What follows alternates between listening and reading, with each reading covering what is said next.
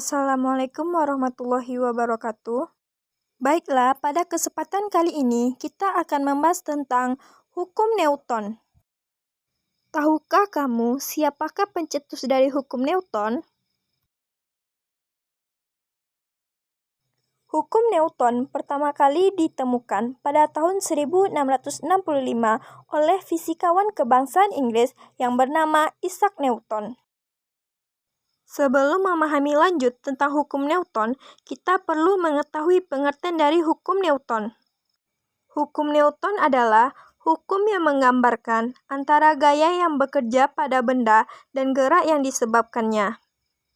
Sesuai dengan namanya, hukum Newton terdiri dari 3, yaitu hukum pertama Newton, hukum 2 Newton, hukum 3 Newton. Nah, sekarang kita akan bahas satu persatu hukum Newton. Hukum pertama Newton. Hukum pertama Newton berbunyi, jika resultan gaya yang bekerja pada suatu benda sama dengan 0, maka benda yang diam akan tetap diam, dan benda yang bergerak akan tetap bergerak dengan kecepatan konstan.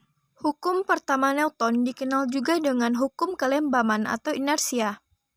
Secara matematis dapat ditulis dengan sigma F sama dengan 0, yang mana sigma F di sini merupakan resultan gaya.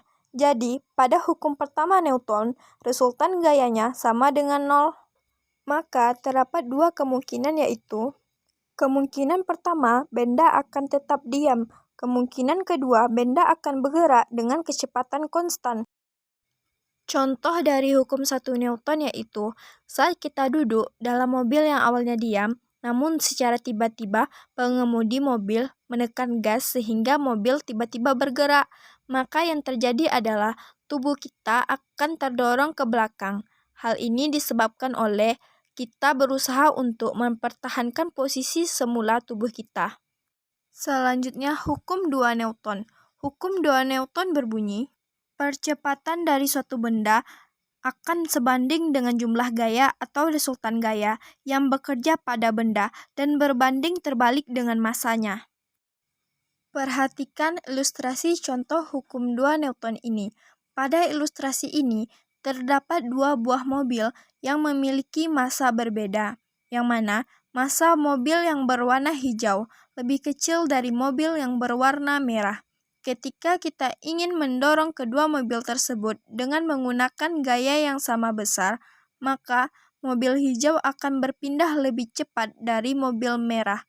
Hal ini dikarenakan massa berbanding terbalik dengan percepatan, yang mana semakin besar massa, maka percepatannya juga semakin kecil.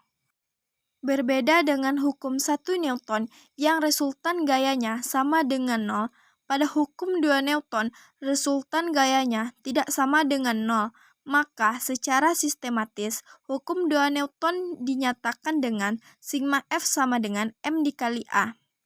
Selanjutnya, hukum 3 Newton. Hukum 3 Newton berbunyi, jika benda pertama mengerjakan gaya terhadap benda kedua, maka benda kedua akan memberikan gaya pada benda pertama yang besarnya sama, tetapi dengan arah yang berlawanan dengan arah gaya dari benda pertama. Secara sistematis, hukum 3 Newton dinyatakan dengan F aksi sama dengan min F reaksi. Jadi, besar gaya yang sama namun arahnya berlawanan sehingga diberi tanda negatif.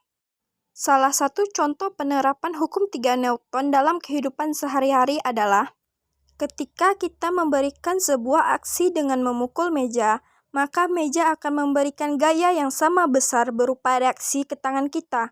Oleh karena itu, semakin kuat kita memukul meja, maka gaya yang dihasilkan semakin besar, sehingga tangan kita akan semakin sakit.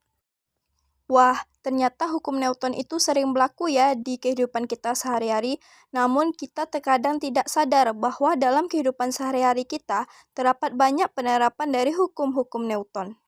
Sekian pembahasan kita tentang hukum Newton. Jangan lupa like and subscribe. Semoga berjumpa di lain kesempatan. Sekian, terima kasih.